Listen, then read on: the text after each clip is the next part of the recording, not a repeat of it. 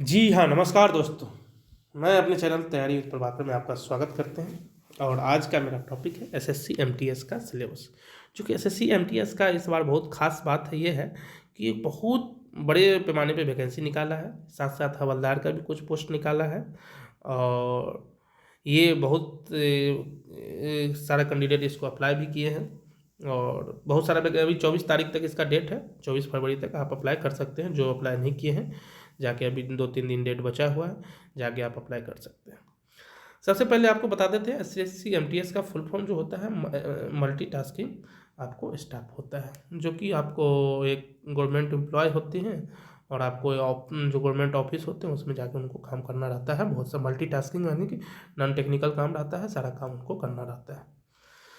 सबसे पहले आज का मेरा जो टॉपिक है मेन सिलेबस का। किसी चीज़ का आप एग्ज़ाम का तैयारी करते हैं तो आपको सिलेबस का जानकारी जो बहुत ज़रूरी होना चाहिए। आपको सिलेबस और एक प्लान के साथ आप यदि तैयारी करते हैं तो आपको सक्सेस ज़रूर मिलता है। तो इस चीज़ को ध्यान में रखते हुए आज हमने ये टॉपिक लेके आए थे एमटीएस सिलेबस को लेकर के। जो आपको सिलेबस जानेंगे सही से तभी आपको पता रहेगा जो क्या क्या चीज़ पढ़ना है, क्या क्या चीज़ नहीं पढ़ना है। जो चीज़ पढ़ना है ज़रूरी का वही पढ़ना है जो आपको एग्ज़ाम में काम आएगा। सबसे पहले आपको बता देते हैं जो एसएससी एमटीएस का एग्ज़ाम जो होगा आपको कंप्यूटर बेस्ड एग्ज़ाम होता है, जो कि आपको साफ साफ आपको नोटिफिकेशन में ये मेंशन कर दिया गया है। जो ये एग्ज़ाम होगा आपको कंप्यूटर बेस्ड होगा, एक सेंटर होगा, उस पर जाके आपको एग्ज़ाम देना होगा अपने एडमिट कार्ड और आइडेंटिटी प्रूफ के साथ। इसमें जो आप कुछ देख रहे हैं फिजिकल स्टैंडर्ड टेस्ट, ये फिजिकल स्टैंडर्ड टेस्ट उनके लिए है जो आपको क्या बोलते हैं एमटीएस के साथ साथ हवलदार पोस्ट के लिए भी अप्लाई करते हैं। तो ये आपको फिजिकल स्टैंडर्ड टेस्ट उनके लिए है।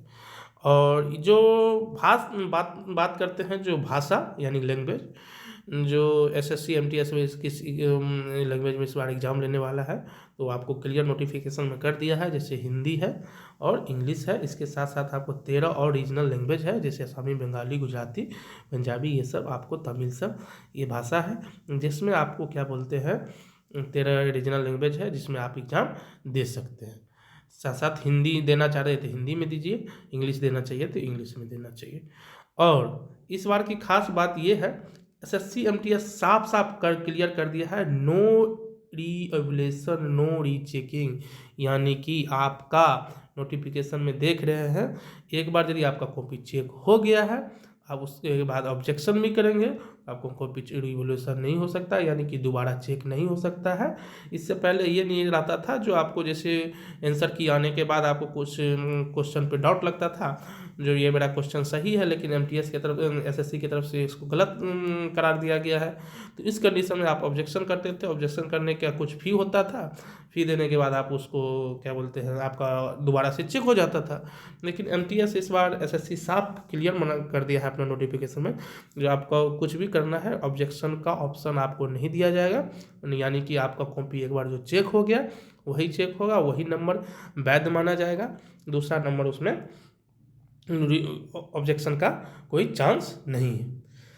जो मेरा आज मेन टॉपिक है आप लोग देख ही होंगे जो एमटीएस सिलेबस का है, कुछ पैटर्न आपको सामने में है जो हम आपको एक एक करके डीपली में बता देते हैं कैसे होता है। ये देख लीजिए ये तो सबसे पहले आपको बता ही दिए थे एमटीएस कंप्यूटर बेस्ड एग्जाम में होने वाला है, कंप्यूटर पर आधारित होना है। इसका 2 सेक्शन में एग्जाम होगा एमटीएस का। इस बार एग्जाम एक ही दिन होना है लेकिन 2 पार्ट में रहेगा, है ना, सेक्शन फर्स्ट और सेक्शन 2। सेक्शन फर्स्ट में आपको न्यूमेरिकल एबिलिटी टेस्ट होगा जिसको हम लोग न्यूमेरिकल एंड मैथमेटिकल एबिलिटी यानी कि एक तरह से जो मैथ बोलते हैं जनरल मैथ वही रहेगा, उससे ज़्यादा कुछ नहीं रहने वाला है। उसमें आपको 20 को क्वेश्चन रहेगा और ये 20 क्वेश्चन आपका 60 नंबर का रहेगा और ये जो समय दिया जाएगा आपको जो है मैथमेटिक्स और रीजनिंग को मिला करके आपको दोनों मिला करके सेक्शन फर्स्ट के लिए आपको 45 मिनट का समय दिया जाएगा और 60 मिनट जो आप देख रहे हैं 60 मिनट उनके लिए है जो पीडब्ल्यूडी यानी कि विकलांग कैंडिडेट है उनके लिए। इसी सेक्शन फर्स्ट में जो है दूसरा पार्ट है आपको रीजनिंग का। रीजनिंग में भी आपको 20 क्वेश्चन रहेगा, 60 नंबर का क्वेश्चन 60 मार्क्स का होगा और एक क्वेश्चन आपको 3 नंबर का पड़ता है। इस दोनों मिलाकर आपका टाइम बता दिया गया है 45 मिनट का है। ये सेक्शन फर्स्ट था जो आपको टोटल सेक्शन फर्स्ट में टोटल 40 क्वेश्चन हो रहा है और 120 नंबर का ये टोटल एग्जाम होने वाला है और 45 मिनट आपको समय मिलने वाला है। हम उम्मीद करते हैं कि आपको सेक्शन फर्स्ट क्लियर हो गया होगा। अब हम बात करते हैं सेक्शन सेकेंड का। सेक्शन सेकेंड जो है आपको उसमें सबसे पहला है आपको जनरल अवेयरनेस में आपको 25 क्वेश्चन रहेगा जो कि आपको 75 नंबर का रहेगा। और उसके बाद उसी सेक्शन सेकेंड में दूसरा पार्ट है इंग्लिश का। इंग्लिश में आपका जो है 25 क्वेश्चन रहेगा और आपको जो है 75 मार्क्स का रहेगा। ये दोनों पार्ट 1 पार्ट 2 मिला करके सेक्शन सेकेंड जो है इसके लिए आपको 45 मिनट का समय निर्धारित किया गया है और 60 मिनट का समय आपको उसके लिए दिया गया है जो आपको PWD या विकलांग कैंडिडेट है उसके लिए दिया जाएगा। और ये सबसे ज़रूरी चीज़ ये है, ये देख लीजिए SSC बोल दिया है कि there will be no negative marking in section first, यानी कि सेक्शन फर्स्ट में जो आप मैथ और रीजनिंग पढ़े थे देखे हैं अभी, उसमें कोई निगेटिव मार्किंग नहीं होगा। यानी कि मैथ रीजनिंग का क्वेश्चन आपको पूरा का पूरा बना के आना है। उसके बाद सेक्शन सेकेंड में आपको जो है देख रहे हैं, सेक्शन सेकेंड में आपको ये बात बताया गया है there will be negative marking, इसमें निगेटिव मार्किंग होगा। सेक्शन सेकेंड वाला हम देख रहे हैं there will be negative marking in 1 mark of each wrong answer, है ना। इसमें आपको निगेटिव मार्किंग होना है जो कि इंग्लिश और ये जो टॉपिक है आपका जनरल अवेयरनेस वाला, इसमें आपको थोड़ा जो चीज़ आपको पता रहेगा उसी पे टिक मारना है ना। उसमें क्योंकि 1 नंबर निगेटिव है, 1/3 का निगेटिव है, तो उसको आपको संभल के करना है ना। अब इसका सिलेबस जो है थोड़ा डीपली में देख लेते हैं एक एक करके, क्योंकि अब फालतू का क्या पढ़ना है नहीं पढ़ना वो चीज़ हमको नहीं ध्यान रखना है, बस जितना हमको काम का है। इसका सिलेबस बहुत छोटा सिलेबस होता है MTS का। आप यदि सही से 3-4 मंथ भी मेहनत करते हैं तो आपका PT एग्ज़ाम आराम से क्लियर हो सकता है, कोई बड़ी बात नहीं है इसमें। लेकिन आप यदि सही से मेहनत करते हैं तो सबसे पहले आपका न्यूमेरिकल एबिलिटी में देखते हैं, मैथमेटिक्स वाला का सिलेबस देखते हैं, फिर रीजनिंग का देखेंगे, ऐसे करके के चारों टॉपिक का हम सिलेबस देख लेंगे। SSC MTS में साफ साफ बता दिया है कि इसमें it will be included question on the problems related to integrate whole numbers. Whole number से आपको पूछा जाएगा, LCM SCF से आपसे पूछा जाएगा, डेसिमल फ्रैक्शन से पूछा जाए, रिलेशन बिटवीन नंबर। मोटा मोटी कहना क्या मेरा मतलब ये है, जो नंबर सिस्टम है एक टॉपिक है मैथ का आपका नंबर सिस्टम, जो कि आपको होल नंबर प्राइम नंबर ये सब सारा उसमें पढ़ना पड़ता है। ये पूरा आपको क्लियर करना पड़ेगा। उसके साथ LCM और SCF भी आपको क्लियर करेंगे। तो ये टॉपिक आपका, ये दोनों मिला के आपको 2 टॉपिक हो जाता है। इसी में आपको एक फंडामेंटल अर्थमेटिक ऑपरेशन है, बोर्ड मास तो आप लोग 10th के नीचे क्लास में पढ़े ही होंगे, है ना। पहले क्या सोल्व करना है, ब्रैकेट सोल्व करना, ऑफ सोल्व करना है, डिवाइड सोल्व करना है, मल्टीप्लिकेशन सोल्व करना है। इस तरह से बोर्ड मास में पहले क्या क्या सोल्व करना था, एक सिंप्लीफिकेशन आपको कैलकुलेशन दिया जाएगा, उसको बोर्ड मास के हिसाब से आपको सोल्व करना रहता है। परसेंटेज समझते होंगे, प्रतिशत जिसको बोलते हैं, रेशियो प्रोपोर्शन समझते हैं, अनुपात समानुपाती जिसको हम लोग हिंदी में बोलते हैं।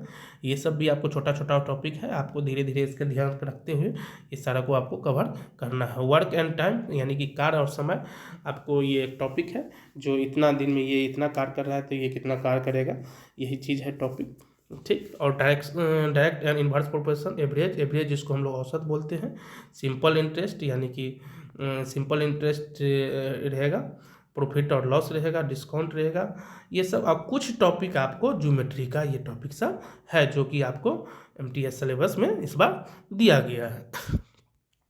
इसके साथ साथ हम लोग आज बात करते हैं, अब MTS मैथ का देख लिए हम लोग क्या क्या पूछेगा इस बार। इसके साथ साथ हम लोग कुछ ज़्यादा सिलेबस नहीं है, ध्यान से आपको समझना है और सारा कुछ आपको इस चैनल पे मिल जाएगा। आपको मैथ का भी सारा सोल्यूशन मिलेगा एक एक टॉपिक वाइज, रीजनिंग का भी एक एक सोल्यूशन मिलेगा आपको पूरे टॉपिक वाइज, इंग्लिश और जनरल अवेयरनेस का भी पूरे आपको कंप्लीट सिलेबस आपको 3 मंथ तक यहाँ पे कंटिन्यू वीडियो मिलने वाला है, जब तक अप्रैल में एग्ज़ाम होने वाला है, अप्रैल में एग्ज़ाम होना है इसका। तो आप लोग हमारे चैनल से बने रहिएगा। अब हम देखते हैं रीजनिंग का, मैथ का हम लोग देख लिए हैं, रीजनिंग का देखते हैं। रीजनिंग में आपको जो है सबसे देर आपको साफ साफ नोटिफिकेशन लिख दिया है, the question in the part of in this part intended to measure the candidate general learning ability के बारे में। जैसे मान के चलो ये the question you will be broadly based on the alpha numerical series. ये जो अल्फा न्यूमेरिक सीरीज जो होता है आपको ये एक जैसे कोडिंग डिकोडिंग है ना, सेम आपको ये अल्फा न्यूमेरिक सीरीज होता है जिसमें आपको सॉल्व करके बताना रहता है। कुछ ज़्यादा इसमें सिलेबस नहीं है। अल्फा न्यूमेरिक बहुत आसान टॉपिक है, इजी टॉपिक। कोडिंग डिकोडिंग भी वैसा ही इजी टॉपिक है, एनालॉगी है। इसके बाद फॉलोइंग डायरेक्शन का मतलब होता है आपको एक तरह से फॉलोइंग डायरेक्शन जो है ये देख रहे होंगे आपको। फॉलोइंग डायरेक्शन यदि इधर जाना है फिर बाएं मुड़ना फिर दाएं मुड़ना, इस तरह से टॉपिक रहता है। बहुत हल्का टॉपिक सब है। सिम्पलिटी और डिफरेंशिएशन, द जम्बलिंग दिया है, प्रॉब्लम सॉल्विंग दिया है, और नॉन वर्बल जिसको फिगर वाला बोलते हैं, जो इस टाइप का भी इमेज में और क्या क्या होना चाहिए और क्या कम होना चाहिए और क्या सही क्या होना चाहिए, ये चीज़ सब है। उसके साथ साथ एज कैलकुलेशन भी दिया है और कैलेंडर और क्लॉक दिया है।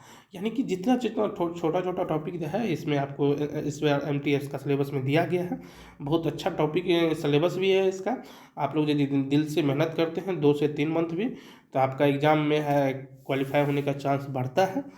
और अभी तक हम लोग एमटीएस मैथमेटिक्स और रीजनिंग का सिलेबस देख लिए हैं। अब हम देखते हैं जनरल अवेयरनेस का। जनरल अवेयरनेस का थोड़ा देख लेते हैं कौन कौन से टॉपिक से का आपको सवाल पूछा जाएगा। द नोटिफिकेशन में आपको क्लियर कर दिया है, the broad coverage of the test will be on the social study पे रहेगा। जैसे कि कुछ हिस्ट्री का पार्ट रहेगा, कुछ ज्योग्राफी का पार्ट रहेगा, कुछ आर्ट का पार्ट, आर्ट मतलब कला होता है, और कल्चर जो है संस्कृति होता है, सिविक्स मतलब नागरिक, और इकोनॉमिक्स। आपको ये ही जो 5-6 टॉपिक दिया है, जो कि आपको इसी 6 टॉपिक से आपको क्या बोलते हैं जनरल अवेयरनेस पूछा जाएगा। और उसमें साफ साफ लिख दिया है जो general science and environmental study up to 10th standard, यानी कि 10वीं के लेवल तक ही पूछा जाएगा। 10वीं लेवल से ऊपर आपसे नहीं बात किया जाएगा, नहीं पूछा जाएगा, है ना। तो ये था हमारा जनरल अवेयरनेस का टॉपिक। अब हम देखते हैं जनरल ये इंग्लिश का, और इंग्लिश लैंग्वेज और कंप्रीहेंशन में क्या क्या पूछा जाएगा। इंग्लिश का तो और आसान सा इसका सिलेबस है, बहुत कम ही टॉपिक है इसमें जिसको आपको कवर करना रहता है। और ये सबसे पहले देख ही लेते हैं जब आगे हैं तो। Candidate understanding the basic of English language, थोड़ा बेसिक आपको आना चाहिए इंग्लिश लैंग्वेज का, जो कि हम उम्मीद करते हैं यदि आप एमटीएस का फॉर्म भर रहे हैं आप 10-12 जरूर क्वालिफाई होंगे और आपका बेसिक इंग्लिश लगभग ठीक ठाक होगा। इसमें जो है आपको वोकेबलरी यानी कि जो वर्ड मीनिंग जिसको आप लोग दूसरे भाषा में बोलते हैं उससे रिलेटेड कुछ क्वेश्चन रहेगा, ग्रामर रहेगा कुछ हल्का सा, सेंटेंस स्ट्रक्चर मतलब एक सेंटेंस बनाने का एक जो सही पैटर्न क्या है वो ये चीज़ आपको दिया जाएगा। सेनेटेम्स दिया जाएगा और it's correct using in the state of comprehension के बारे में आपको, जैसे पैराग्राफ आप लोग पढ़ते होंगे, पैराग्राफ पढ़ के उसका नीचे दिया गया क्वेश्चन को आंसर देते हैं, वही आपको कंप्रीहेंशन रहता है। तो ये उम्मीद करते हैं दोस्तों जो आप लोग एसएससी एमटीएस का सिलेबस पूरे जान गए होंगे और आप लोग को अच्छा भी लगा होगा मेरे वीडियो। और मेरे चैनल को आपको सब्सक्राइब कीजिए, लाइक कीजिए और जितना से जितना दोस्तों में हो सकता है उसको शेयर कीजिए, क्योंकि इस बार जो है हमारे चैनल पे आपको कंटिन्यू जब तक एमटीएस का एग्ज़ाम होने वाला है पर्टिकुलर एक एक टॉपिक करके, मैथ का, रीजनिंग का, जनरल अवेयरनेस का और इंग्लिश लैंग्वेज का, चारों टॉपिक का आपको एक एक करके वीडियो मिलते रहेगा। और आपको तैयारी इस बार अच्छा करना है और सिलेक्शन लिखना है। All the best, thank you and subscribe my channel and like and share. Thank you.